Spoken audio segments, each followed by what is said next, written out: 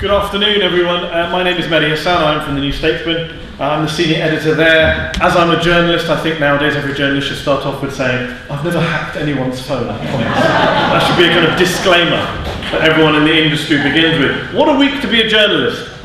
It's the first time in my career, in my adult life, that politicians are calling for the Press Complaints Commission, perhaps the most toothless regulator in this country, to be abolished. It's the first time in my adult life, in my career, that we're seeing politicians finally calling for inquiries into the way the media in this country is run, how it operates, how it behaves, how it misbehaves on a near-industrial scale. It's the first time we've seen our politicians debating on the floor of the House of Commons the pernicious power and influence of Mr. R and Mr. J Murdoch. For the first time we've seen in our Parliament.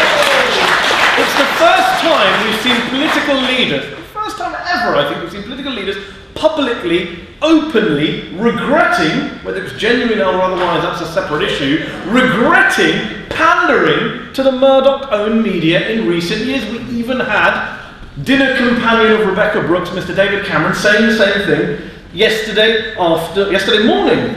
We even had Ed Miliband on World at One yesterday saying admirably, in my view, that even if Labour leaders are caught up in any inquiry over links to Murdoch, so be it, that is a good thing. Now you might say to me, what does any of this matter? What does Rupert Murdoch and the press row this week have to do with all of you in this room, have to do with this coalition resistance, have to do with cuts and privatisations? Two reasons I want to put to you very briefly in my limited time. Number one, Rupert Murdoch, when we talk about Murdoch, is not a political figure. He's not party political in the sense of, what affiliation he has when it comes to voting.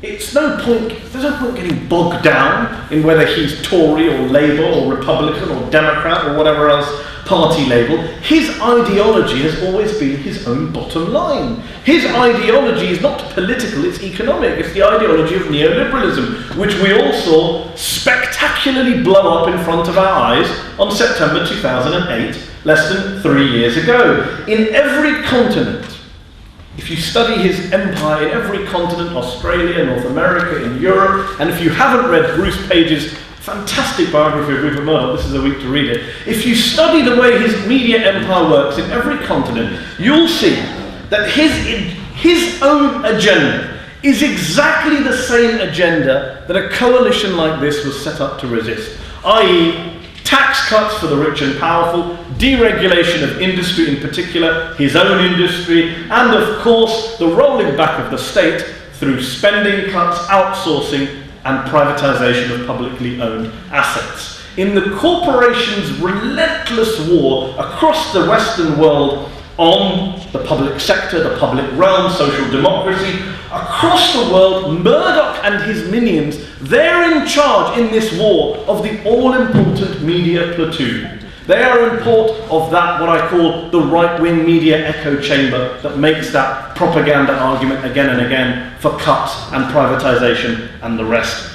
And that leads me to my second reason, which is if you want to understand why the coalition government in this country and why deficit hawks in the United States, and it's sad to see this week Barack Obama joining up to deficit hawkery with great enthusiasm. If you want to understand why these deficit hawks are doing so well and getting away with so much, pushing their austerity agenda, stirring up their debt hysteria, then you have to look at the role which the media plays in enabling them to do so. You have to look at the role which the right-wing media echo chamber plays in echoing some of the nonsense that we hear about the so-called need for immediate and deep cuts in spending. You look at where the public is in a different place, but of course, a lot of the right-wing newspapers, not just those owned by the Murdoch family, don't want us to know that. Because of course, if you see where public opinion is, it's in a different place. You look at the Comres poll that came out this week, a majority of the public majority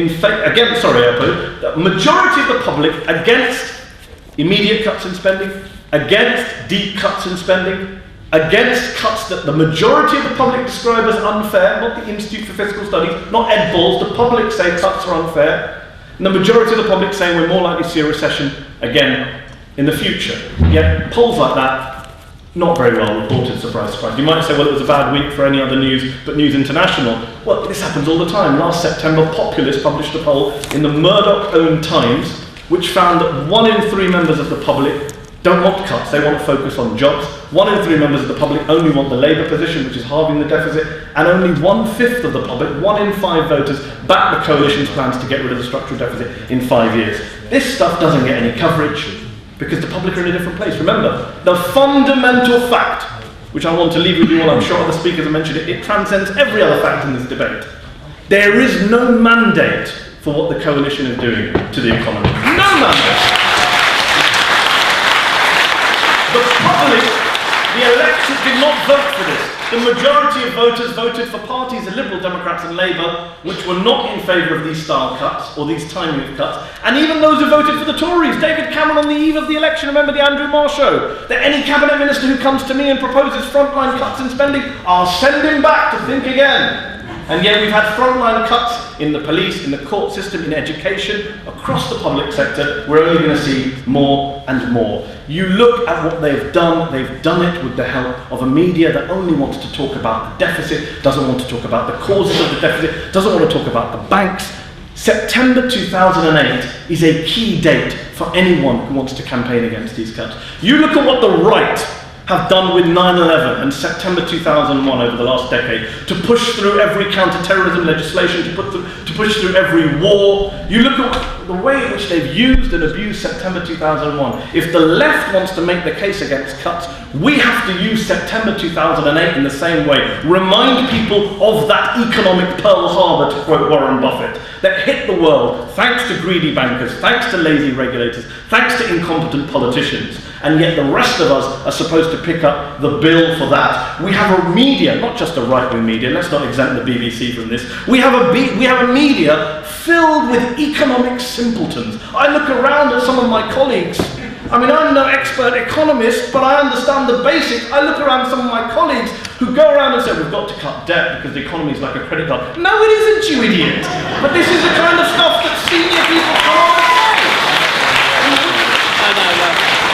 And you know what? If journalists with a string of degrees from Oxbridge don't get these points, then you and I have to make these points to them again and again and call them out every time they make these nonsensical arguments. I want to finish by reminding you all of that famous quote from John Maynard Keynes to a US correspondent in 1931. He said, every person in this country of super asinine propensities, everyone who hates social progress and loves deflation, he feels that his hour has come and triumphantly announces how, by refraining from every form of economic activity, we can all become prosperous again. 80 years later, we cannot afford for those super asinine people, those economic vandals who populate the media, my industry, to aid and abet this coalition of cutters as they lay waste to the public sector, cripple private sector growth, and throw millions of people into poverty and out of work. We have to resist, and we have to keep building coalitions of resistance. Thank you very much for your time.